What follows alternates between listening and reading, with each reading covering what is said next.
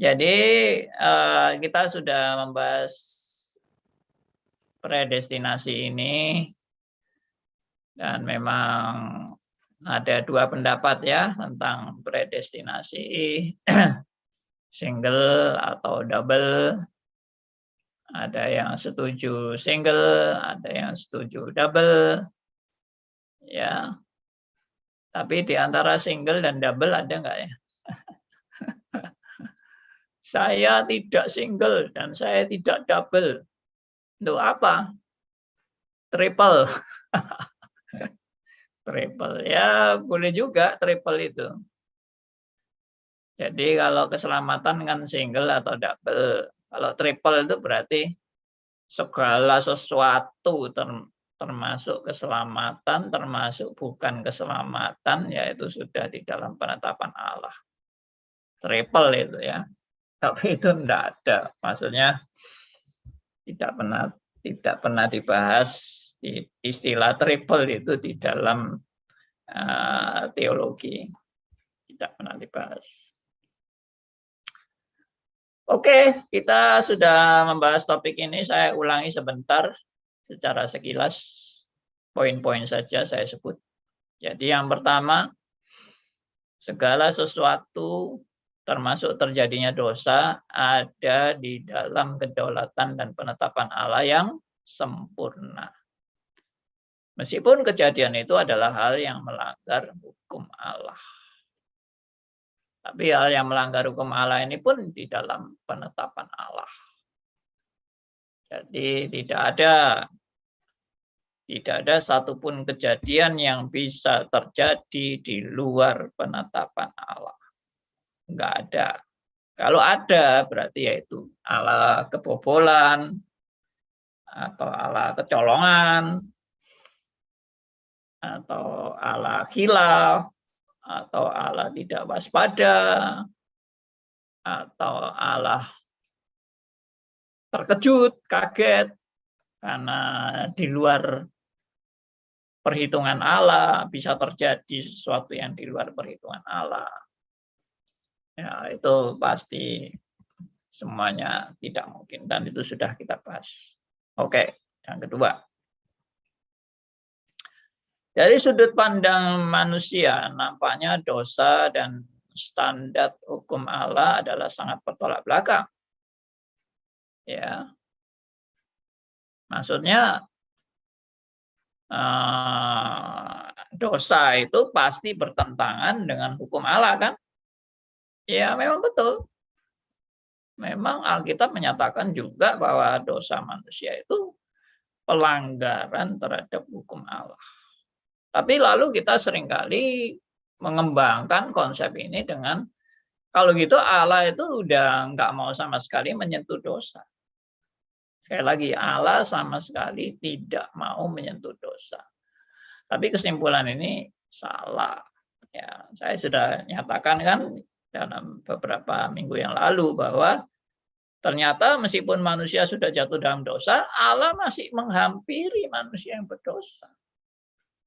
Sekali lagi, Allah masih menghampiri manusia yang berdosa. Jadi kalau Allah itu sama sekali sudah tidak mau menyentuh dosa dan tidak mau berkomunikasi dengan manusia yang sudah jatuh dalam dosa, ya Allah pasti nggak mau berkomunikasi dengan Adam dan Hawa. Allah pasti tidak mau berkomunikasi dengan Nuh. Allah pasti tidak mau berkomunikasi dengan Abraham. Dan seterusnya orang-orang berdosa yang tidak layak ini Tuhan tidak mau komunikasi semua. Ternyata Alkitab memaparkan Tuhan berulang kali berkomunikasi dengan orang-orang berdosa. Bahkan Tuhan juga memakai orang berdosa. Baik yang layak, baik yang tidak layak dipakai semua oleh Tuhan. Contoh, ya, nabi-nabi itu orang berdosa kan?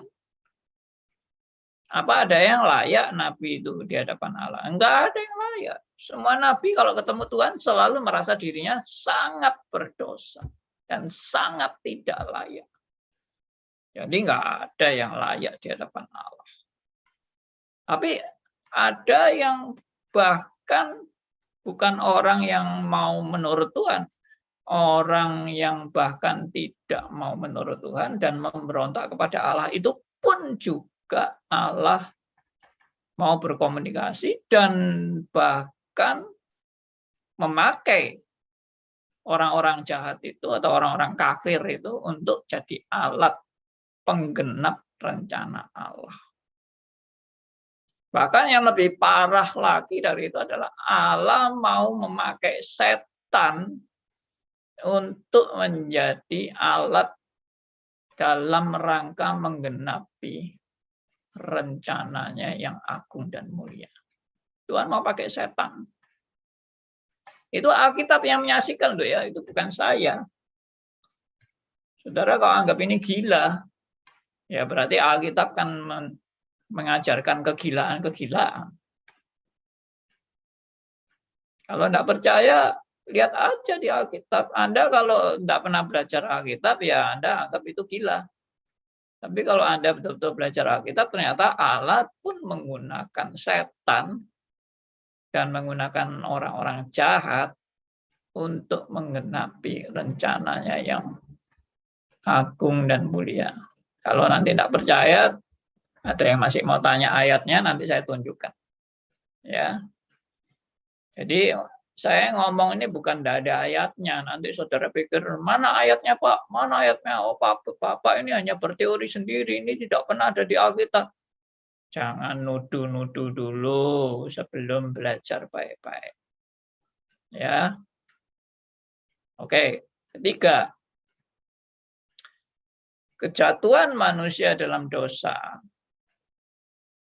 Ya, kan ini pertanyaannya di atas itu kan, mengapa dalam rencana yang demikian sempurna bisa ada kejadian manusia jatuh dalam dosa? Selain tadi kan saya bilang itu semua dalam penetapan Allah, lalu yang kedua Tuhan juga memakai dosa atau memperalat dosa untuk mengenapi rencananya. Yang ketiga ini Tuhan mau supaya manusia itu sadar bahwa hidupnya ada dalam topangan Allah.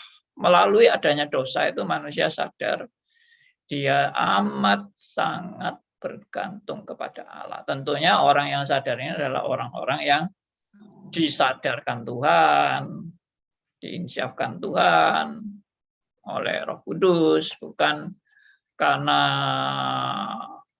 ini dia sadar-sadar sendiri, tidak.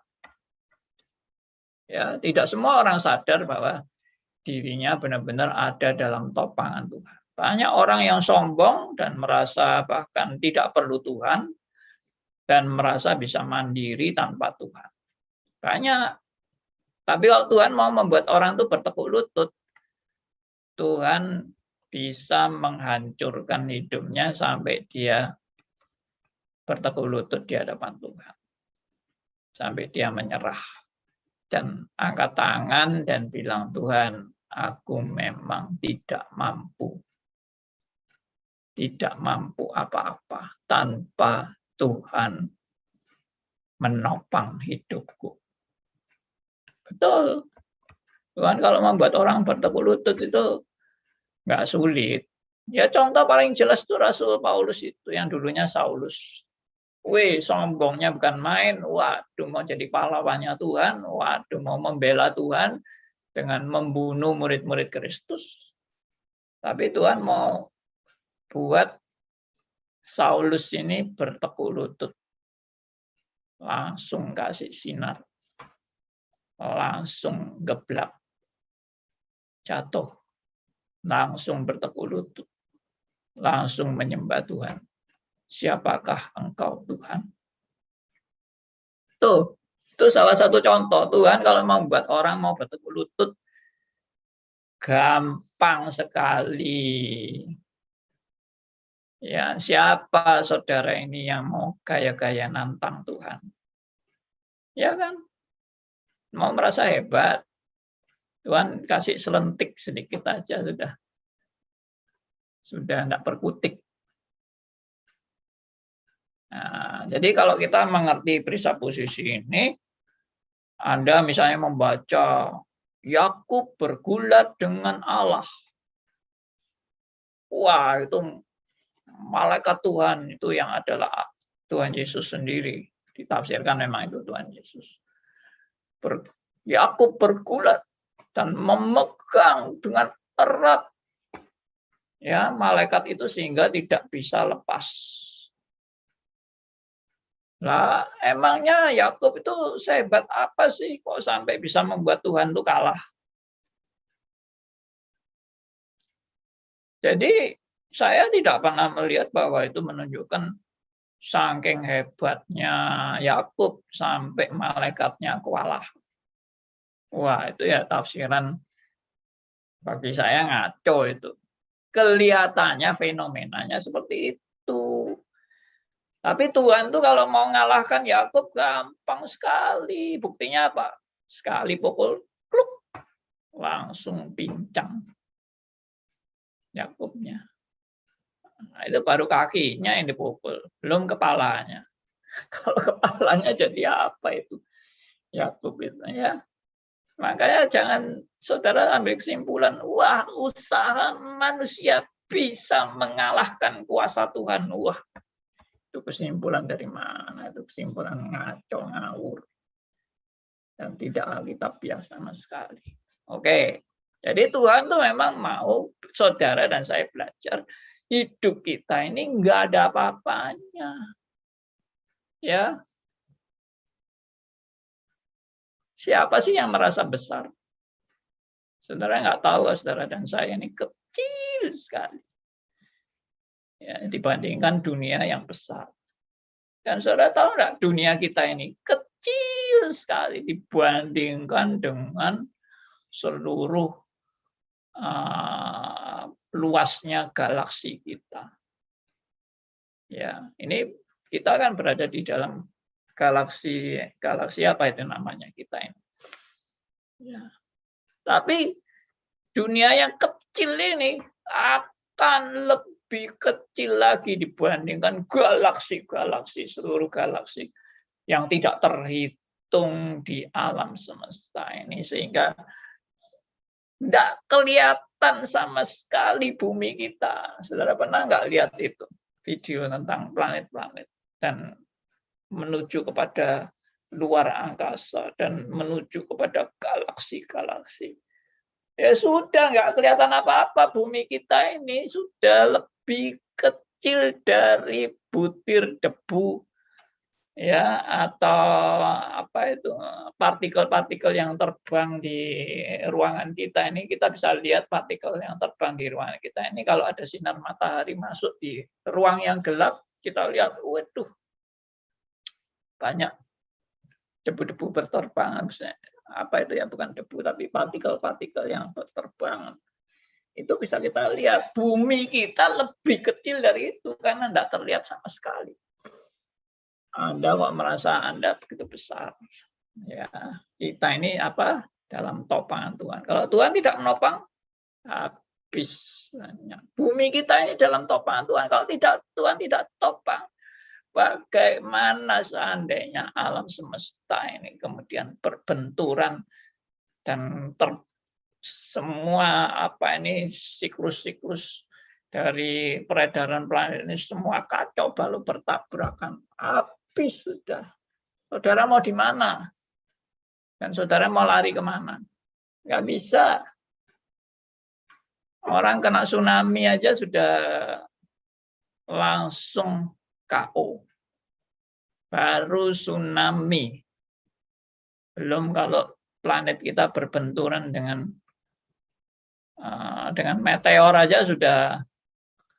Ya, kalau ada meteor jatuh ke bumi kita ini sebesar satu rumah itu meteornya, waduh sudah berantakan sudah. Oke, lanjut. Tujuan Allah secara progresif adalah supaya manusia bertumbuh makin mengenal siapa Allah yang sebenarnya. Jadi adanya manusia yang jatuh dalam dosa itu juga dalam rangka Allah mau supaya melalui dosa manusia mengenal siapa Allahnya. Aneh kan? Aneh tapi nyata. Jadi apakah keberadaan dosa ini di luar rencana Allah? Jelas tidak.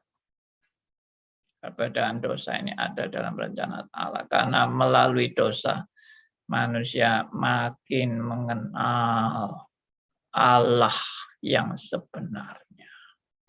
Kalau ada orang bilang gila itu bukan rencana Allah, itu karangan dari orang-orang yang pikirannya sudah gila itu. Masa dosa itu menyebabkan orang mengenal Allah?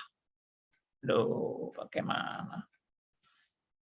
Jangan cepat-cepat bilang gila kalau belum benar-benar paham. Ya, coba saudara renungkan Yohanes 3 ayat 16, ayat yang terkenal. Ya toh, hafal toh Yohanes 3 ayat 16. Karena begitu besar kasih Allah akan dunia ini, sehingga ia mengaruniakan anaknya yang tunggal, supaya barang siapa yang percaya kepadanya tidak binasa, melainkan beroleh hidup yang kekal. Karena begitu besar kasih Allah akan dunia ini, sehingga ia mengaruniakan anaknya yang tunggal. Inilah kasih itu, bukan kita yang mengasihi Allah, tapi Allah yang mengasihi kita. Dan yang telah mengutus anaknya yang tunggal untuk menyelamatkan kita orang-orang yang berdosa. Nah, seandainya tidak ada dosa, maka tidak ada kalimat Yohanes 3 ayat 16. Apa pernah Anda sadari? Ya, sekali lagi, seandainya tidak ada dosa, Yohanes 3 ayat 16 juga tidak pernah ada. Coba renungkan. Saya bukan ngarang atau bukan mengada-ada mengatakan seperti ini.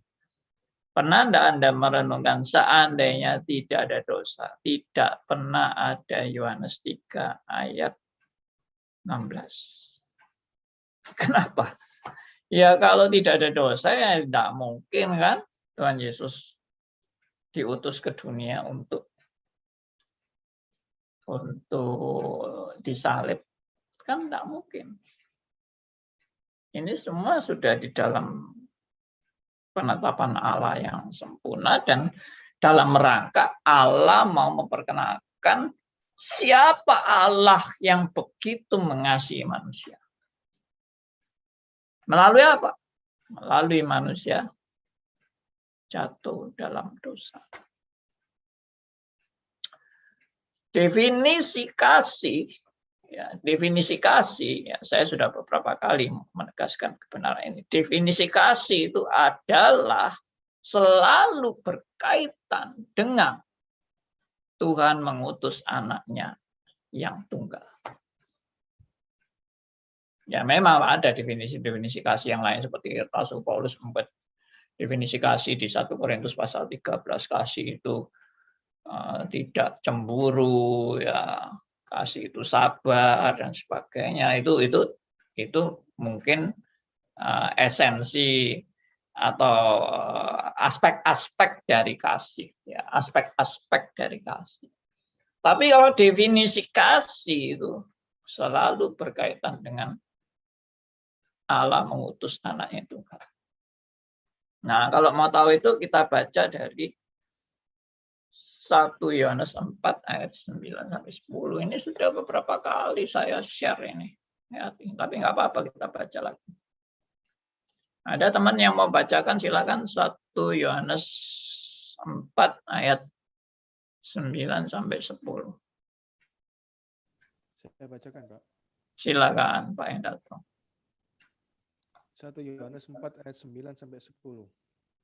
Dalam hal inilah kasih Allah dinyatakan di tengah-tengah kita, yaitu bahwa Allah telah mengutus anaknya yang tunggal ke dalam dunia supaya kita hidup olehnya. Inilah kasih itu, bukan kita yang telah mengasihi Allah, tetapi Allah yang telah mengasihi kita dan yang telah mengutus anaknya sebagai pendamaian bagi dosa-dosa kita. Yes. Luar biasa ini. Definisi kasih ini bagi saya selalu berkaitan dengan dosa. Maksudnya dengan manusia jatuh dalam dosa. Ya, perhatikan. Dalam hal inilah kasih Allah dinyatakan di tengah-tengah kita, yaitu bahwa Allah telah mengutus anak tunggal ke dalam dunia supaya kita hidup olehnya. Berarti berkaitan dengan dosa. Ya kan?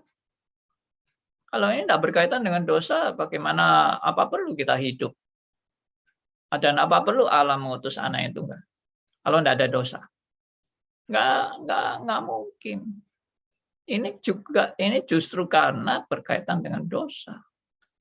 Dan ini adalah rencana Allah untuk manusia mengerti kasih-Nya.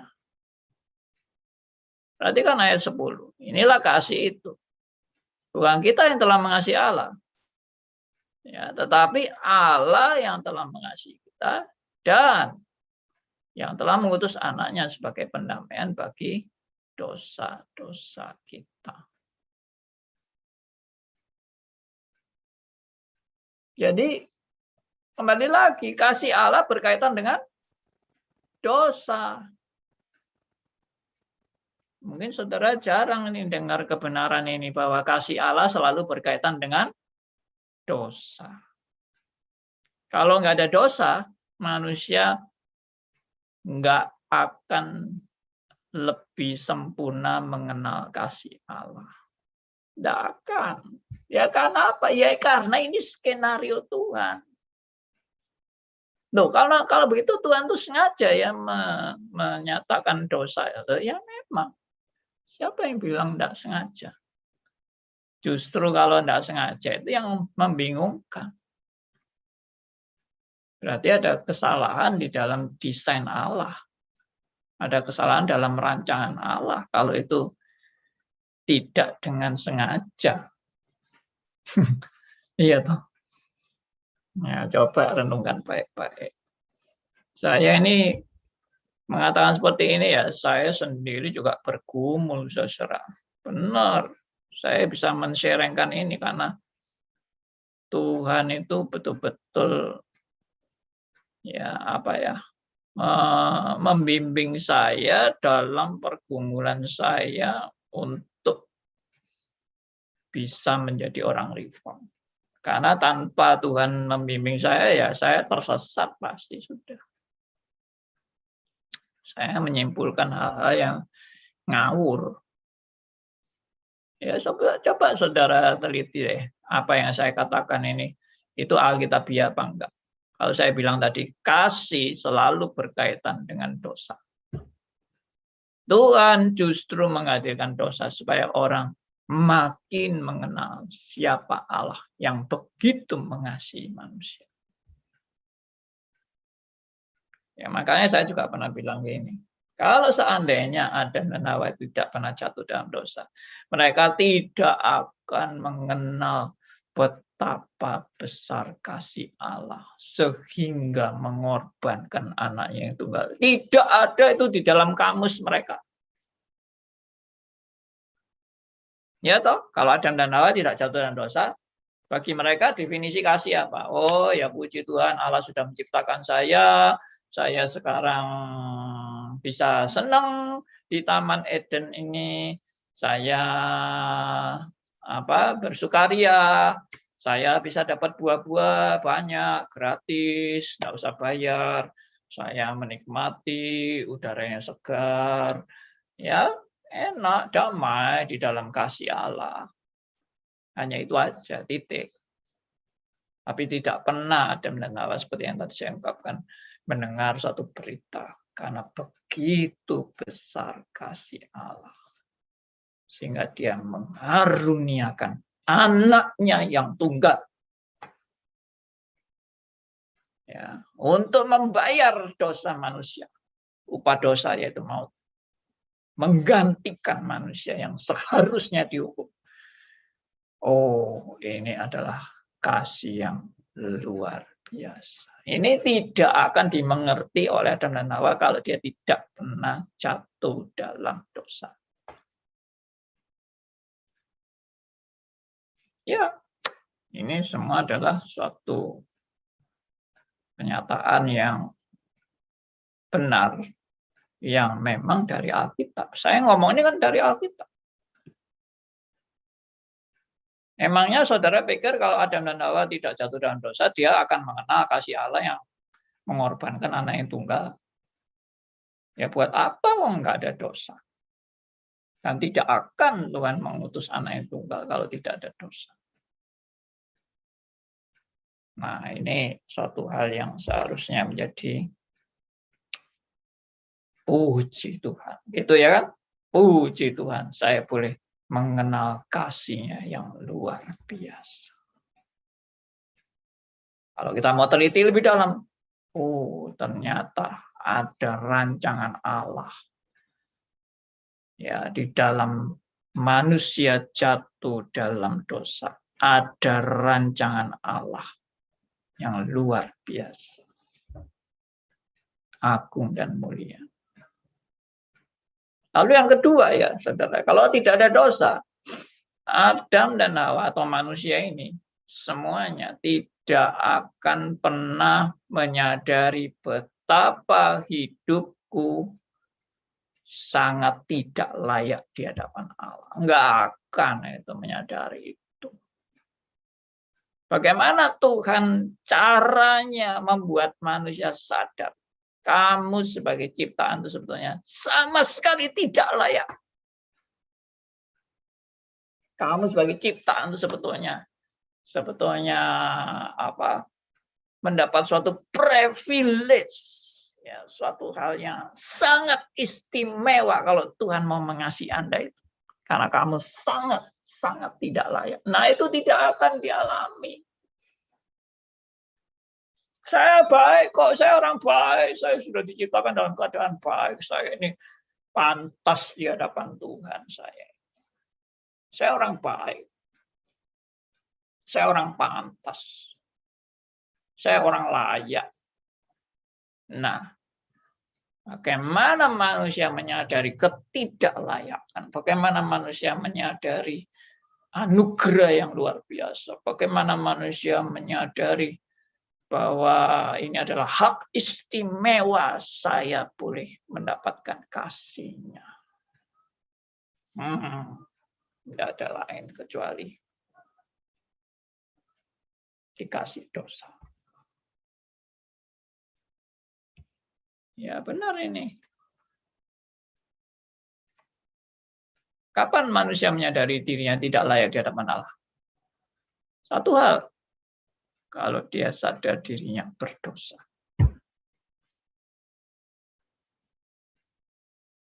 Makanya saya membuat status di Facebook, manusia itu menyadari dirinya tidak layak di hadapan Tuhan itu bukan kalau dia pas jatuh dalam dosa, tapi dalam setiap detik dia menyadari ketidaklayakan di hadapan Allah. Kenapa? Karena saya sudah sejak lahir sudah berdosa.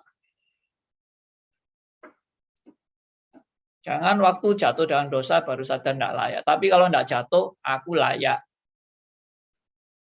Aku layak kok di hadapan Tuhan. Buktinya aku bisa hidup suci. Aku tidak jatuh dalam dosa. Aku benar di hadapan Tuhan. Aku taat sama Dia. Aku bisa melayani Dia. Aku orang pantas. No. Itu salah.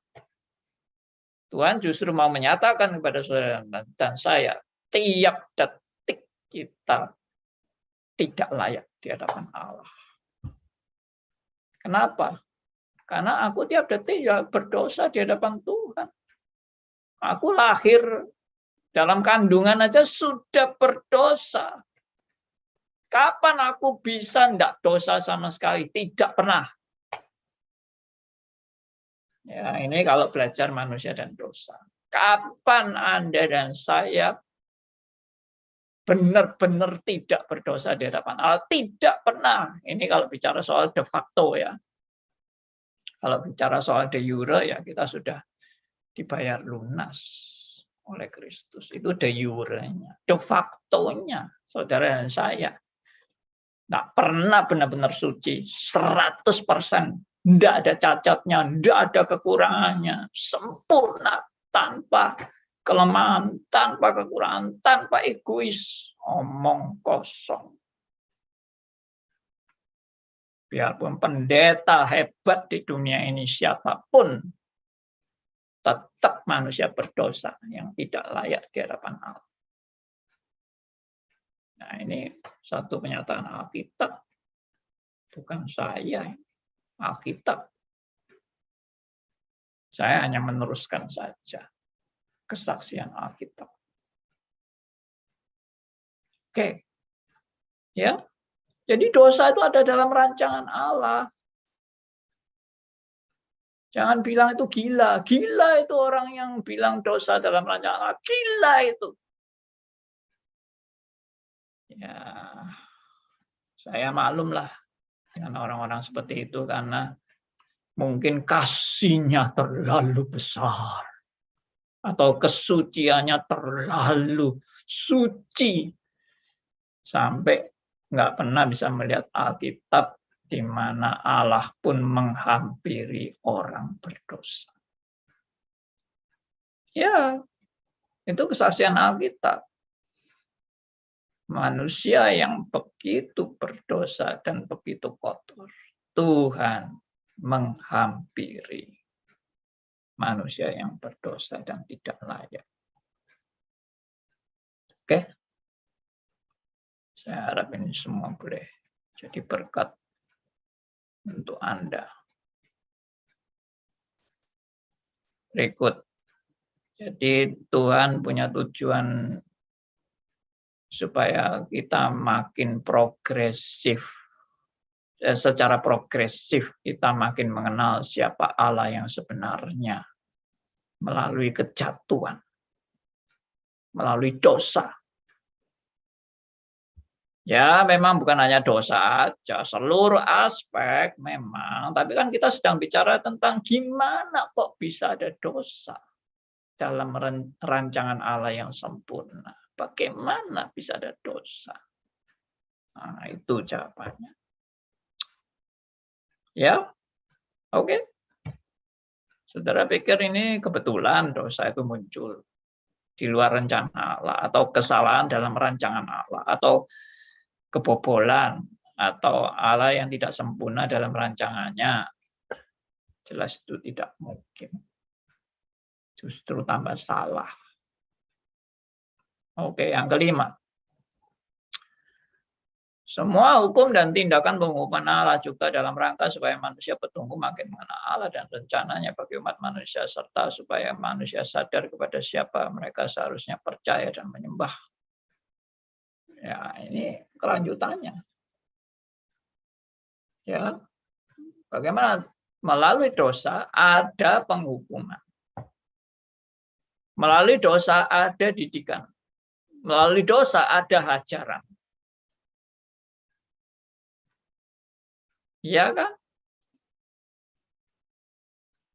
Tapi bahkan kalau saudara merasa tidak berdosa pun Tuhan juga mengajar Anda dan Tuhan juga memberikan tanda petik musibah-musibah bagi orang-orang yang sungguh-sungguh dalam Tuhan juga terkena hajaran dan didikan Tuhan tanpa kecuali. Jadi bukan hanya kalau orang bersalah baru dihajar Tuhan. Orang yang taat pun dihajar Tuhan. Wah, Pak Andi Halim ini kalau ngomong agak ngawur ini. Masa orang tidak salah juga dihajar Tuhan? Loh, itu Alkitab, sekali lagi itu Alkitab, bukan saya. Ya, makanya kalau ada hamba Tuhan yang ngajar nggak Alkitabiah itu, saudara harus bisa meneliti dan bisa menguji ajaran ini benar atau alkitabiah atau enggak. Kalau saya katakan, Tuhan tidak hanya menghajar orang berdosa. Tuhan juga menghajar anak-anaknya yang taat kepada Dia. Loh, apa benar, Pak? Loh iya, itu Alkitab. Buktinya mana, Pak? Gampang tuh. Alkitab sudah menyaksikan Ayub itu orang yang bersalah sama Tuhan enggak? Kok sampai dihajar habis-habisan? Dia orang yang melukai hati Tuhan, atau dia melawan Tuhan, atau dia orang yang taat sama Tuhan. Nah, kita menyaksikan apa? Ayub itu orang yang justru amat sangat taat. Bahkan Alkitab menulis dia itu begitu salehnya. Bahkan tidak ada orang yang sesaleh seperti itu. Itu pujian Tuhan kepada untuk Ayub di hadapan iblis. Tidak ada orang sesaleh dia. Tapi kalau Tuhan biarkan Ayub mengalami hajaran-hajaran, siksaan, penderitaan yang luar biasa, padahal dia orang yang tidak melawan Tuhan. Kenapa Tuhan ini gak salah? Kenapa orang benar seperti itu kok malah tambah disiksa, tambah dihancurkan hidupnya?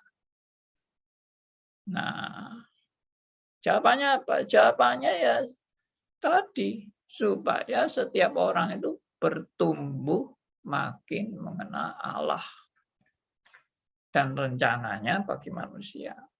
Melalui hajaran-hajaran, didikan, ya, bahkan pukulan-pukulan, dia makin bertumbuh dalam pengenalan akan Allah yang makin dekat mengenal Allahnya. Makin sadar siapa Allah itu. Nah, itu yang didapat dari Ayub. Ya, ini saya sudah banyak mengutip Ayub, padahal saya juga ada rencana mau membahas kitab Ayub nanti suatu waktu. Secara ya lebih apa ya, terfokus lah gitu. Oke, jadi semua dididik Tuhan, baik orang pemberontak, baik orang yang taat, semua dididik Tuhan, semua diajar Tuhan. Semua untuk mereka naik kelas. Ini khusus untuk anak-anak Tuhan loh ya. Untuk naik kelas. Ya. Kalau anak yang baik, sudah taat, sudah belajar baik-baik, tetap harus ikut ujian untuk naik kelas. Ya itu, ujiannya ya apa? Ya tadi, melalui ajaran, melalui didikan, melalui mungkin dapat musibah, malapetaka, dan sebagainya. Supaya kita makin dekat mengenal Tuhan. Jadi memang gini, manusia yang sudah jatuh dalam dosa ini kan tidak ada yang sempurna dalam pengenalan akan Tuhan. Nah, makanya jangan merasa saudara ini sudah sempurna karena saudara tidak pernah jatuh dalam dosa. Wah, ya, amat sangat salah. Justru kalau saudara tidak pernah jatuh dalam dosa, lalu saudara sudah merasa sempurna, itu pasti Anda salah. Dan Anda tidak sadar kalau Anda itu sudah jatuh dalam dosa. Orang yang merasa dirinya tidak jatuh dalam dosa dan merasa sudah sempurna di hadapan Tuhan, dia itu sudah jatuh dalam dosa. Ya, saya ulangi. Orang yang merasa dirinya tidak berdosa di hadapan Tuhan, ya, merasa layak di hadapan Tuhan, merasa pantas di hadapan Tuhan dan berjasa kepada Tuhan, orang itu sudah jatuh dalam dosa. Tapi dia tidak merasa kalau dia jatuh dalam dosa. Nah, ini malah tambah bahaya. Jatuh dalam dosa tapi tidak sadar dirinya jatuh dalam dosa, bahkan dia merasa dirinya sangat layak di hadapan Tuhan. Ngeri. Ini lebih ngeri daripada orang yang betul-betul mengalami kejatuhan. Ya, orang yang mengalami kejatuhan misalnya, ya omong pada umumnya banyak orang jatuh dalam dunia perzinahan. Jatuh. Hamba Tuhan ini jatuh dalam dunia perzinahan. Dia sadar melalui dia berzina itu. Dia amat sangat tidak layak di hadapan Tuhan. Ini kalau hamba Tuhan yang benar loh ya. Kalau hamba Tuhan yang nggak benar ya dia dalam perzinahan pun dia merasa tidak berdosa. Biasa aja, wajar aja.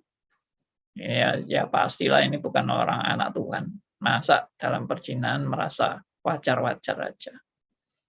Merasa berdosa, merasa tidak layak, itu masih lebih bagus daripada orang yang tidak merasa berdosa dan tidak merasa tidak layak di hadapan Tuhan. Dia merasa dirinya layak.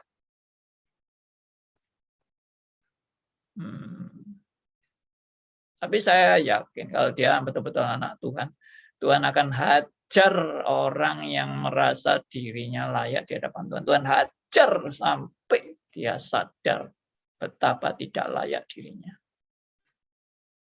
Tapi kalau dia tidak dihajar dalam kesombongan dan merasa diri layak di hadapan Tuhan, bahkan dia makin merasa layak dan makin merasa berjasa di hadapan Tuhan. Bahkan mungkin lebih ngeri, yaitu mungkin dia bukan anak Tuhan.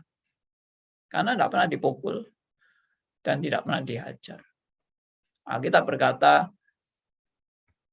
bapak yang mengasihi anaknya pasti menghajar anaknya. Tidak ada anak yang tidak diajar oleh bapaknya. Betul. Itu Alkitab. Jadi melalui dosa ini, melalui kesadaran akan dosa dan ketidaklayakan ini, kita bertumbuh makin mengenal Allah. Ya, dihajar oleh Tuhan supaya bertumbuh makin mengenal Allah dan rencananya. Dan bagaimana saya harus makin sungguh-sungguh percaya dan menyembah hanya kepada Tuhan dan bukan kepada yang lain. Yang keenam ini adalah ini lebih menyimpulkan dari semua yang sudah saya paparkan. Peristiwa kejatuhan dalam dosa merupakan satu bagian alat negatif Allah dari seluruh rencana Allah yang besar dan sempurna yang harus digenapi. Jadi ini mau menunjukkan apa? Kejatuhan dalam dosa itu adalah bagian daripada satu bagian yang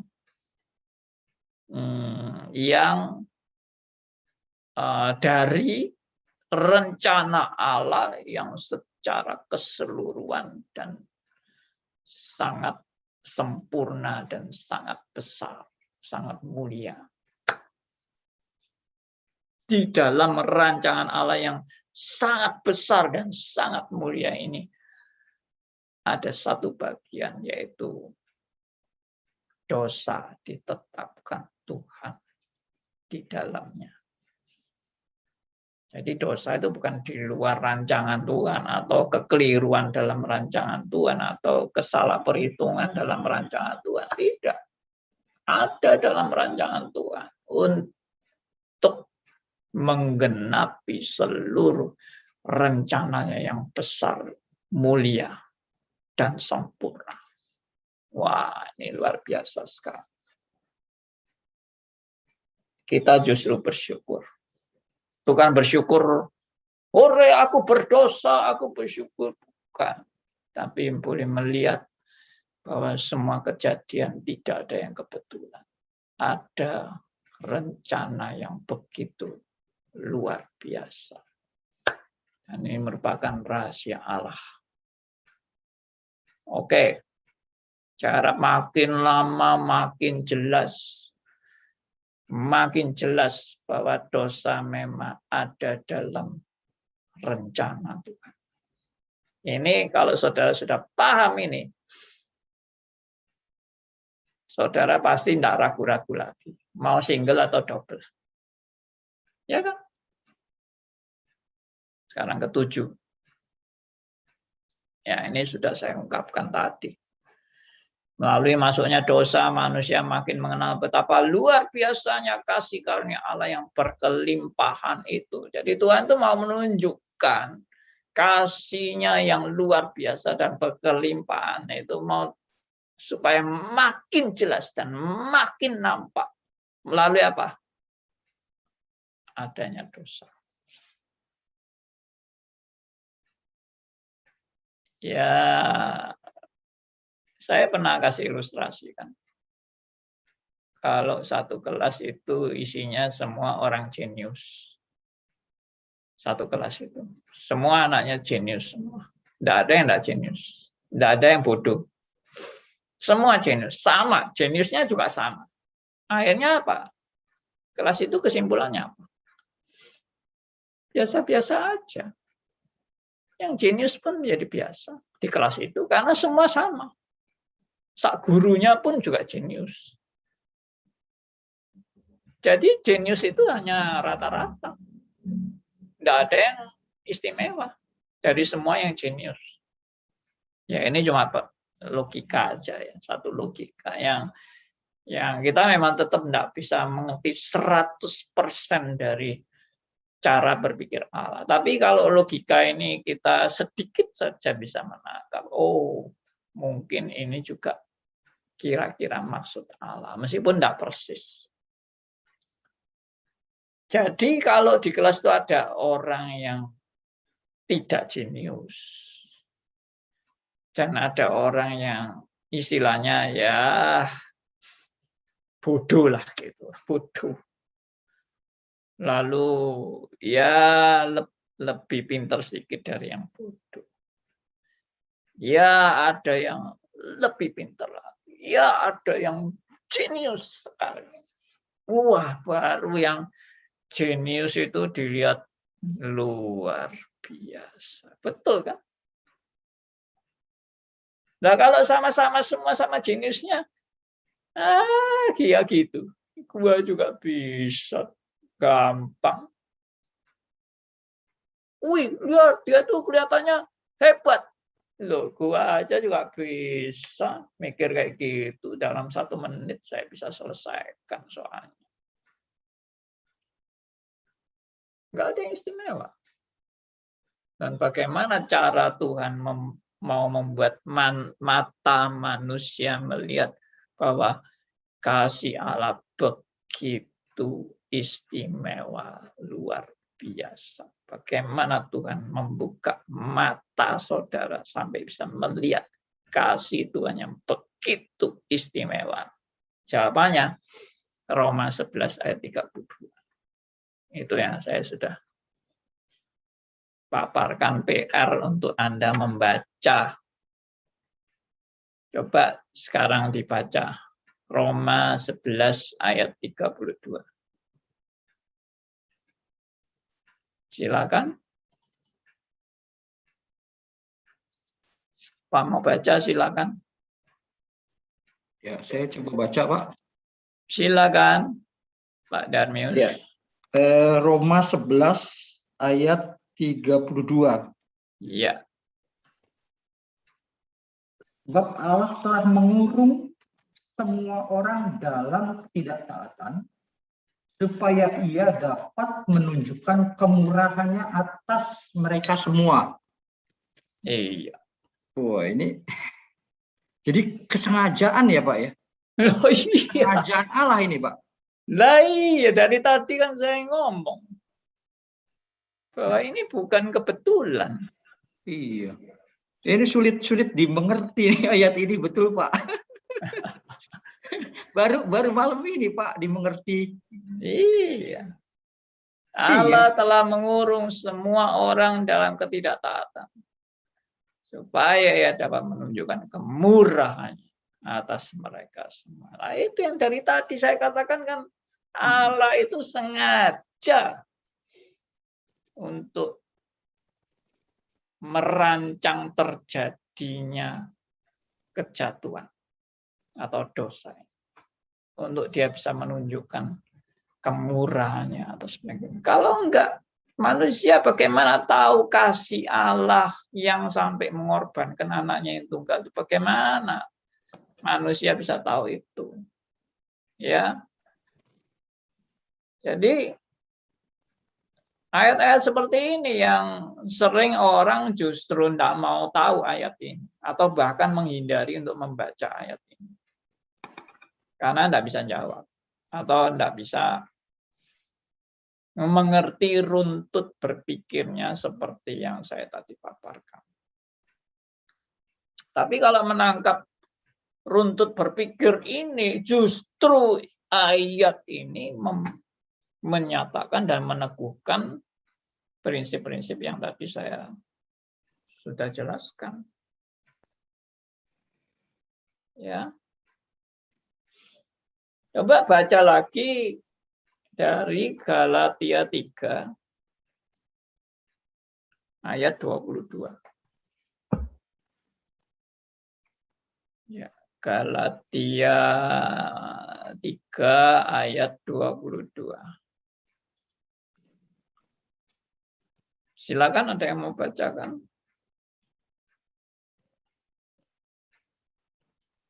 Siapa aja boleh baca.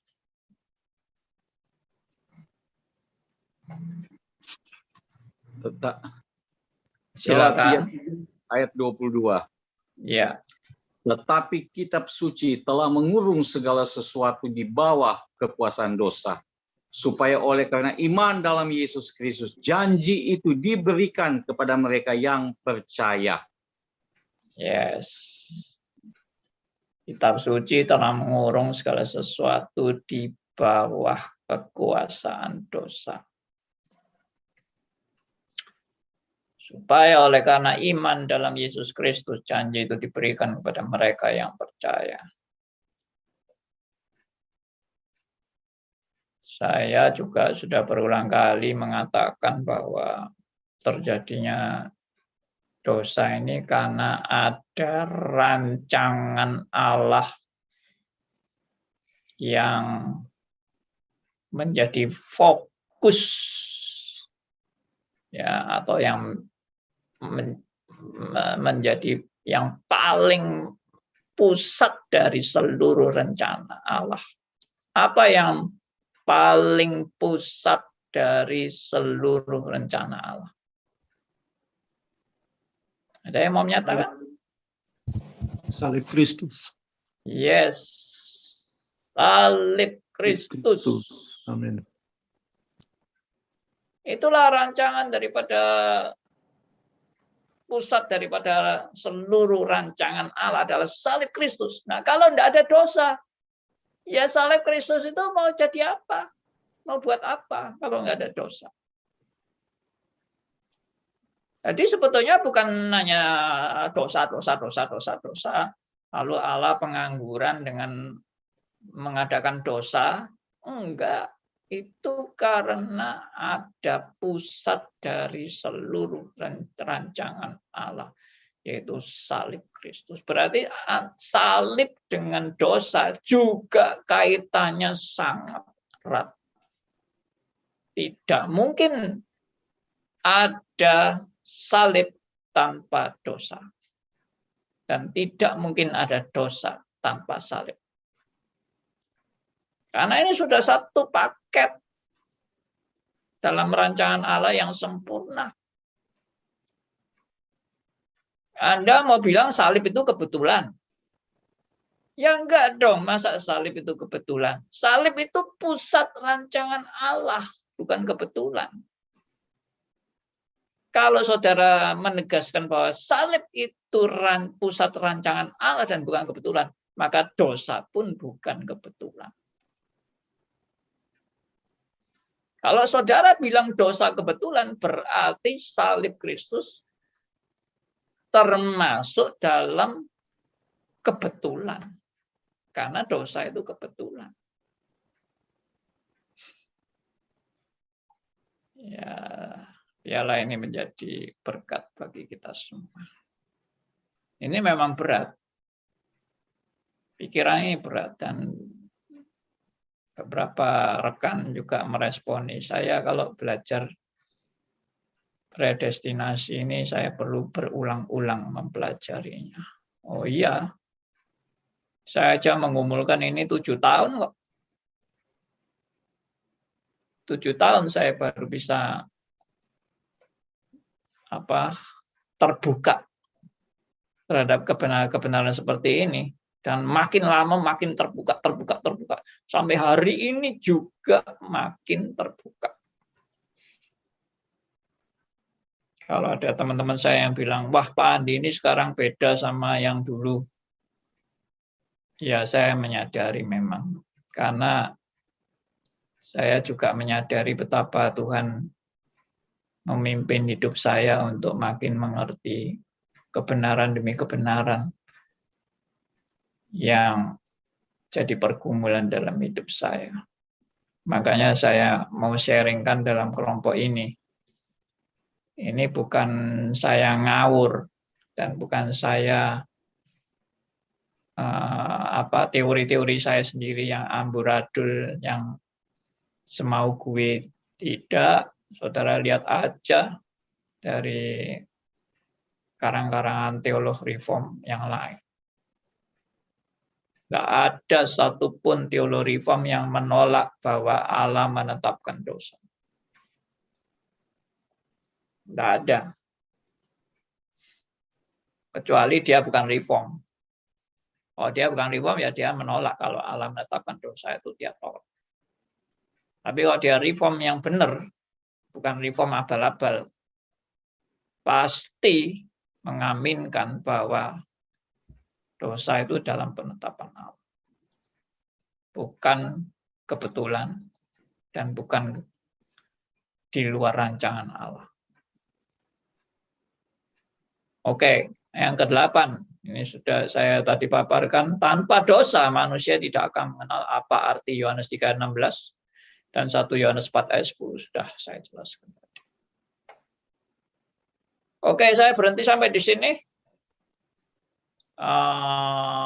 Masih ada lagi sebetulnya, tapi nanti hari Kamis saya lanjutkan. Jadi kalau ada yang mau meresponi, mau bersaksi atau mau men-sharingkan berkat, silakan. Atau mau bertanya juga silakan. Ya, saya Pak. Silakan Pak Darmius, sudah lama enggak dengar suara Anda. Iya Pak, baru sempat ikut lagi karena kemarin kan banyak kegiatan tuh Pak. Iya. Oke. Puji Tuhan nih Pak. Saya selalu dapat surprise nih. Surprise ya. Iya, betul Ya. Pak. Saya bukan semata-mata retorika atau memuji tanpa alasan gitu loh Pak. Iya. Ya saya sih memahami bahwa Allah menetapkan dosa. Dalam artian memang Allah tentu berdaulat, artinya tentu dia punya tatanan, dia punya hukum bahwa yang disebutnya kasih atau yang disebutnya taat, berlawanan dengan dosa. Artinya dosa itu kan ketidaktaatan atau perlawanan kepada Allah, kepada Tuhan. Ya. Itu pemahaman saya awal. Tetapi malam ini itu begitu begitu luasnya Bapak paparkan sampai detailnya. Bahkan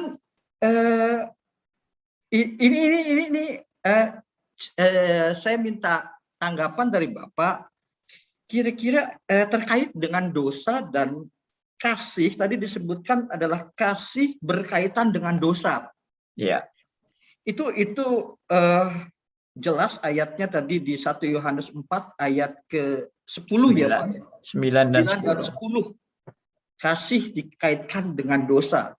Ini betul-betul pernyataan yang baru saya dengar, tetapi kan jelas ada tercatat di Yohanes itu, Pak, di Alkitab. Nah, ini tentu juga kan secara sistematika, silogisme, logika Alkitab dari Kejadian sampai Wahyu itu saling berelasi ya, Pak. Betul. Nah, begitu. Nah, saya kemudian tercetus begini. Begitu besarnya kasih Allah, sampai kemudian saya teringat, nah ini mohon dikoreksi ya Pak ya, kira-kira kalau pemahaman saya kurang tepat ya Pak ya. Nah, saya kok terus teringat kepada Lukas 22 ayat 44. Bahwa ia sangat ketakutan, peluhnya seperti titik-titik darah itu loh Pak. Oh ya. Nah, itu saya sulit memahami itu sebetulnya Pak. Nah, tetapi apakah ada korelasinya? Saya pikir begitu besarnya gini ya. Kan juga sebelumnya di Yohanes 18 ayat 11 bahwa mengenai cawan itu loh Pak. Ya, gimana Pak? Cawan artinya kan kalau selama ini saya pahami adalah murka Allah ya Pak ya. Yang hanya bisa diterima atau sepenuhnya secara sempurna ditanggulangi oleh Yesus gitu ya Pak ya. Cawan itu. Nah, itu murka Allah yang besar gitu ya. Yang hanya Yesus bisa cover gitu loh. Bisa handle. Itu menandakan ya murka itu kan akibat dosa ya Pak ya. Dosa kemudian Allah murka gitu kan. Nah, Yesus yang menanggung itu ya Pak. Iya. Jadi besarnya sampai kemudian dia peluhnya seperti darah itu ya Pak ya. Karena keterpisahan dia itu Pak. Iya, kalau itu saya mungkin tidak jelaskan di sini. Tapi nanti Bapak Darmius silakan mendengar di YouTube. Saya sudah jelaskan semua hal tentang bagaimana pergumulan Tuhan Yesus di Getsemani itu di YouTube dengan judul Getsemani, Pak. Itu ya Getsemani itu di channel Stris Ngagel juga. Oke. Jadi Bapak lihat di channel Sris Ngagel, lalu di playlistnya itu sudah dikelompok-kelompokkan. Itu ada 6 sesi saya membahas tentang pergumulan Tuhan Yesus di Taman Getsemani. Itu sudah saya jelaskan sampai tadi penjelasan tentang peluhnya seperti titik darah dan sebagainya itu. Apakah itu pergumulan seperti apa itu yang dialami oleh Tuhan Yesus. Nah, itu saya sudah jelaskan di situ, Pak. Oke, Pak. Jadi terima kasih, Pak. Nanti saya akan dengarkan. Tetapi betul malam hari ini berarti kan kasihnya begitu perluasan yang jauh saya mengerti, Pak. Jadi Bapak jelaskan termasuk ayat-ayat yang sulit dimengerti tadi 2 ayat itu, Roma 11 ayat 32 dan Galatia 3:22 itu Pak. Iya. Itu yang Iya. Ya, puji Tuhan. Kita baca tuh nggak pernah ngerti Pak, terus terang Pak. Iya. Ya, puji Tuhan Pak. Kalau jadi, hari ini itu yang Pak Darmius dapat pencerahan. Surprise itu Pak kira-kira. Jadi kan koheren ya. Betul-betul komprehensif gitu loh. Jadi ayat yang sulit dimengerti kemudian dengan paparan yang begitu. Ya, puji Tuhan. Puji Tuhan Pak, terima kasih Pak. Ya, terima kasih. Ya. Silakan ada yang lain yang mau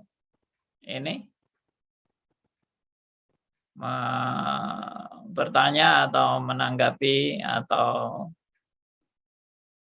meresponi, silakan. Malam Pak Andi. Malam Pak Stephen Tandusang. Kita bersyukur Tuhan izinkan kita melalui pergumulan-pergumulan. Sebenarnya ini merupakan satu sarana Dia melatih kita untuk mengenal Dia lebih dalam. Dia sedang memurnikan kita bagaikan emas murni ya Pak Andi. Sebenarnya kita merespon, kita bersyukur. Puji Tuhan Pak Andi. Dan Puji memang Tuhan. dua ayat ini yang Pak Andi paparkan tadi ini, Roma dan Galatia, ini kadang sekali dibaca ini. Kadang dibahas. Puji Tuhan. Satu surprise Tuhan. juga ya. Terima kasih. Tuhan berkati pelayanan Pak Andi. Dan kita semua berkat malam ini. Puji Tuhan. Puji Tuhan. Terima kasih sharingnya Pak Stephen. Malam Pak Andi. Halo Pak Liman. Saya mau tanya dan agak terganjal dengan statementnya Pak Andi bahwa semua orang reform katanya Pak Andi tadi menganut sistem double predestinasi Pak, kalau nggak salah Pak ya. Bukan. Coba ya, Pak. Semua orang reform yang benar-benar reform loh ya. Mengakui bahwa dosa dalam penetapan Allah. Itu berarti semua orang reform mengakui dosa penetapan Allah, berarti kan double predestinasi secara nggak langsung kan gitu Pak ya. Iya, kira-kira mungkin gitu. Tapi saya kenyataannya kok masih banyak Pak. Saya jumpai banyak orang reform yang nggak mengenal seperti itu Pak. Apa semua itu jadi abal-abal semua atau bukan reform secara murni atau ya apa Pak? Kok ya mungkin mereka masih dalam proses belajar dan belum memahami, seperti yang saya sendiri juga dulu bergumul. Saya kan dulu juga single. Saya juga menolak bahwa dosa itu ditetapkan Allah. Tapi sejak Tuhan buka mata rohani saya dan mengerti tentang penetapan Allah yang sempurna sebagai reform klasik, nah saya baru menerima bahwa dosa itu juga dalam penetapan Allah. Dan saya mengkhotbahkan itu di gereja saya sampai gempar semua. Ya, sampai penginjil yang melayani bersama saya semua menolak khotbah saya. Rame-rame menolak khotbah saya. Sampai ada pendeta lain yang kemudian melaporkan khotbah saya sebagai khotbah yang sesat. Ya saya sudah mengampunilah orang-orang yang nggak paham itu. Jadi ya memang butuh proses mungkin Pak Liman. Nggak mungkin saya tanya apa textbooknya, bukunya yang Pak Andi tahu itu semua teolog reform saya nggak ngerti Pak. Semua teolog reform memang menganut seperti itu Pak. Bagaimana Pak Andi yang bilang semua teolog reform yang menganut buku seperti itu. Kalau gitu kan yang tidak menganut predestinasi kan tidak baca buku itu Pak secara detail itu. Itu yang saya maksud. Iya nggak baca. Atau kalau dia baca dia menolak yang bagian itu. Dari ini Katekismus Westminster dan pengakuan iman Westminster itu jelas sekali dikatakan bahwa dosa itu dalam penetapan Allah. Jelas itu di pengakuan iman Westminster. Jadi orang-orang yang ngaku reform itu nggak lihat baik-baik itu buku pengakuan iman Westminster itu. Saya bisa tunjukkan pasalnya di mana dan kalimatnya bagaimana. Bisa saya tunjukkan. Ya, saya pernah sharingkan itu di mana di beberapa rekan yang keberatan ya. Awal-awalnya memang banyak orang menolak bahwa dosa itu penetapan Allah. Tapi saya pelan-pelan dengan sabar tunjukkan bukti-bukti. Saya bilang ini bukan hanya kalimat saya loh. Ini juga kalimat-kalimat yang ada di Katekismus Westminster, Heidelberg dan yang lain-lain. Ada semua. Itu. Oke, Andi. Oke, thank you Pak Andi. ya thank you. Silakan Pak Yohanes. Ya, Pak Andi.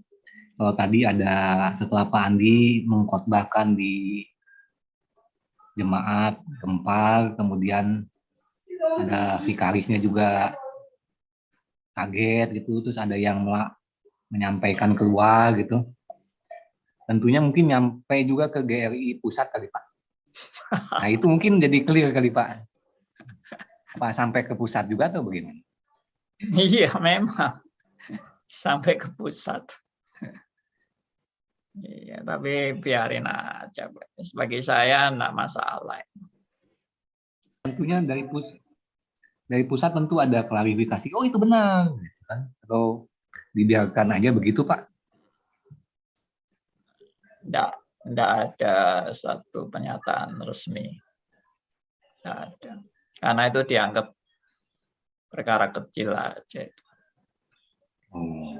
Jadi enggak ada statement apa-apa. Ya dalam hal ini menurut saya sih memang belum ada suatu statement resmi ya, seakan-akan begitulah, belum ada suatu statement resmi tentang kebenaran yang seperti ini. Cuma kalau kita lihat sekarang itu sudah beda dengan zaman itu. Dulu saya mengkhotbahkan itu kurang lebih 15 tahun yang lalu ya. Saya khotbah itu tentang penetapan dosa, dan sekarang di GRI sudah muncul pendeta David Tong yang cukup gamblang memaparkan penetapan Allah akan dosa dan double predestinasi. Itu pendeta David Tong sudah resmi secara gamblang menyatakan kebenaran-kebenaran itu.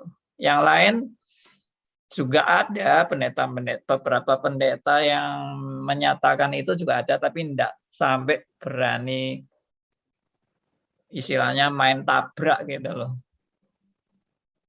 Ya mungkin waktu itu saya, dan yang paling frontal ya saya. Cuma yang lain ada yang di luar reform, ada ya, yang di luar gerakan reform juga ada yang berani ngomong seperti itu. Tapi maksudnya tidak dalam gerakan reform Injili.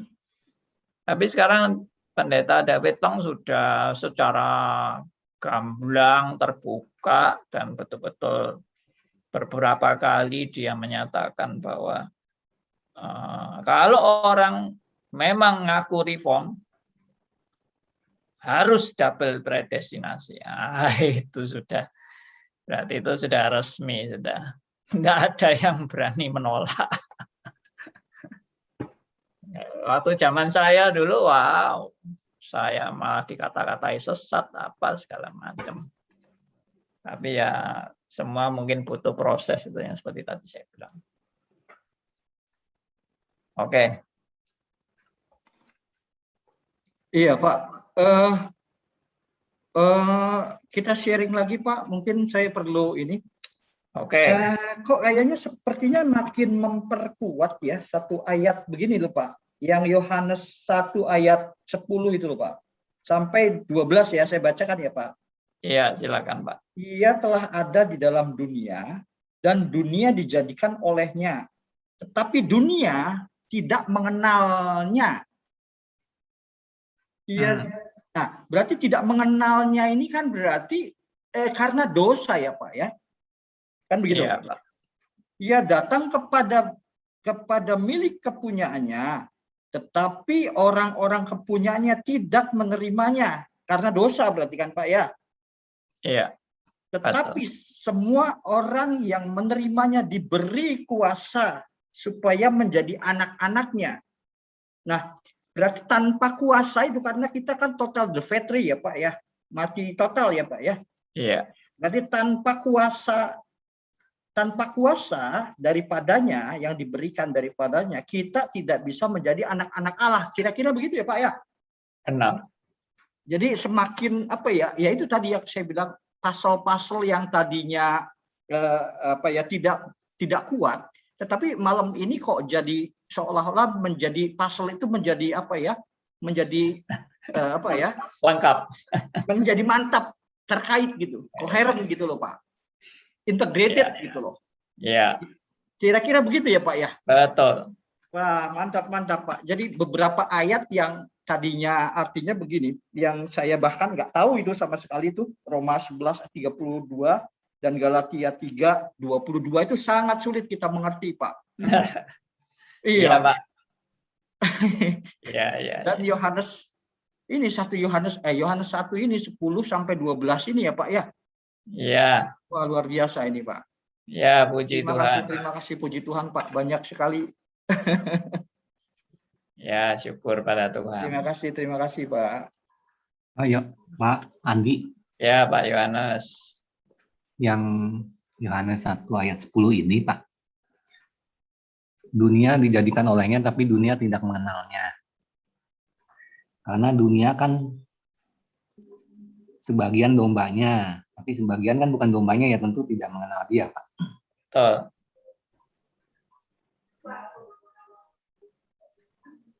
Jadi nggak heran juga, memang dombanya nggak akan mengenal suara gembalanya.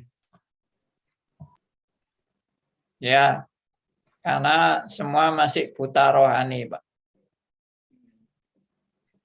Semua masih buta rohani. Jadi Yohanes 1 ayat 12 khususnya. Saya sangat menekankan ayat 12 dan ayat 13. Iya, betul Pak. Iya. Jadi ayat 12 itu kan semua orang yang menerimanya itu diberi kuasa menjadi anak Allah. Yaitu mereka yang percaya dalam namanya.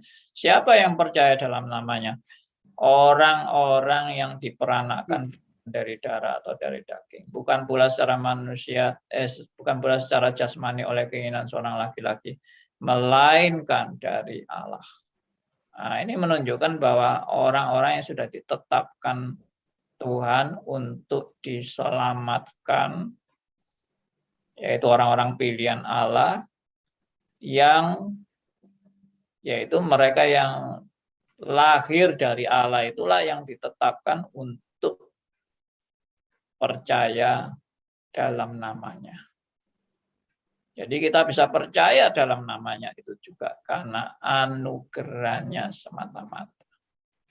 Karena tanpa Tuhan memperanakkan kita, yaitu lahir baru, ya, oleh pekerjaan Roh Kudus, ya kita buta selama-lamanya.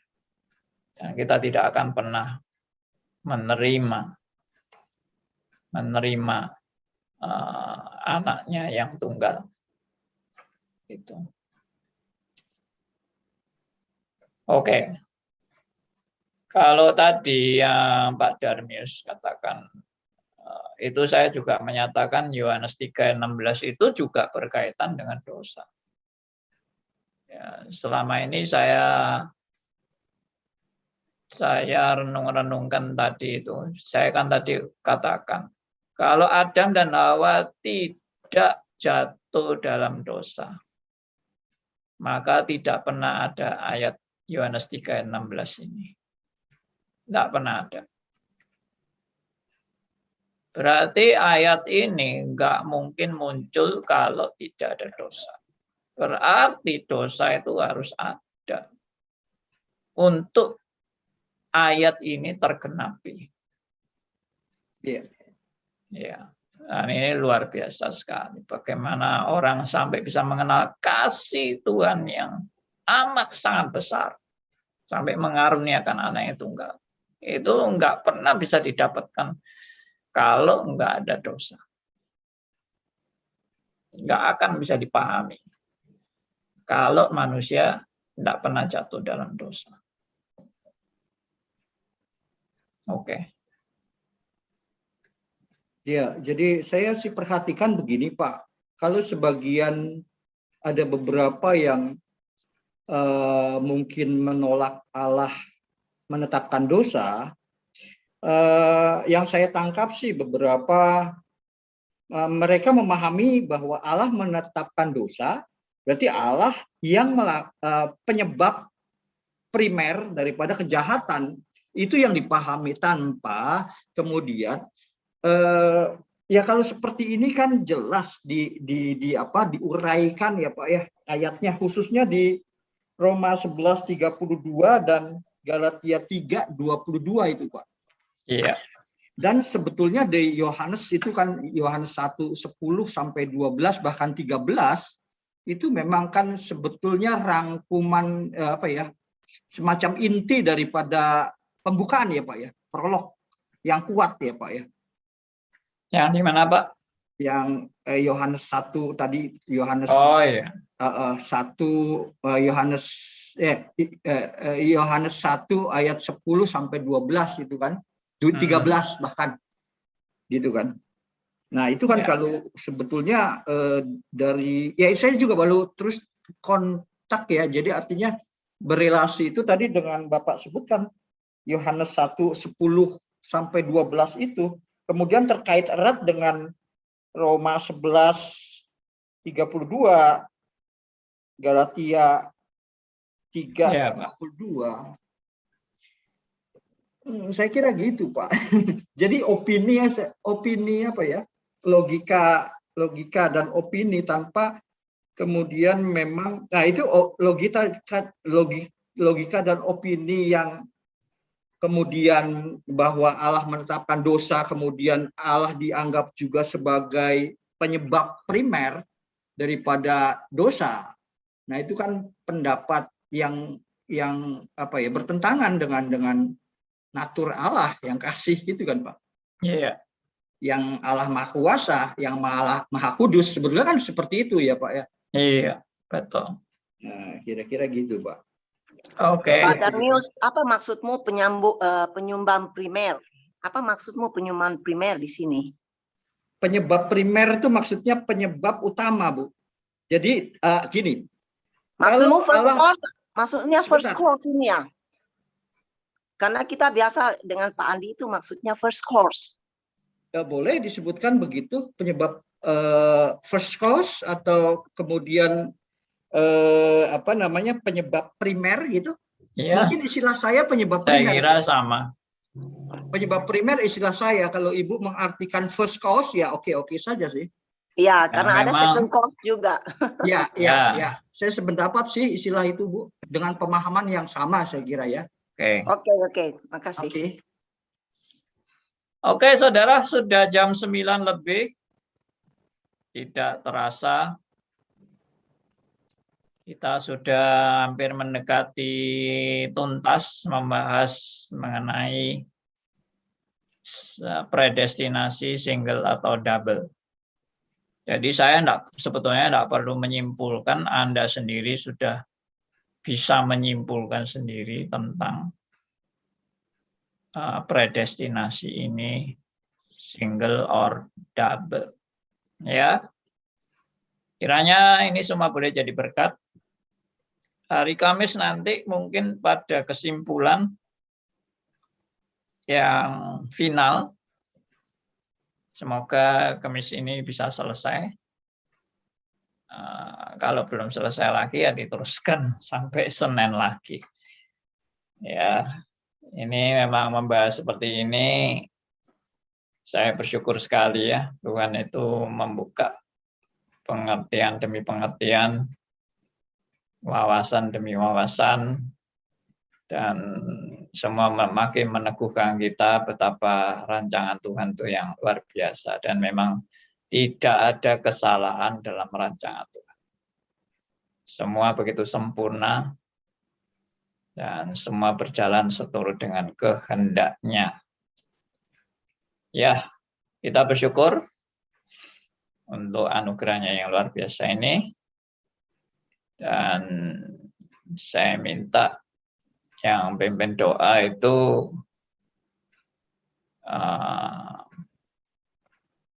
teman dari Solo, yaitu Bapak Pramana, boleh pimpin dalam doa. Apa masih standby? Ya, Pak. Oh ya, silakan. Ya. Tuhan Yesus, kembali ke Tuhan pada malam ini. Terima kasih Tuhan, kami boleh mendengar bagian dari kebenaran firman Tuhan. Tolong Tuhan, supaya iman kami boleh iman yang berdasarkan Alkitab.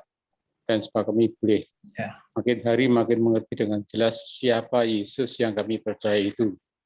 Dan tolong Tuhan, supaya itu bukan hanya dalam pengertian, tapi ajar kepada kami itu terlaksana dalam hidup kami hari lepas hari.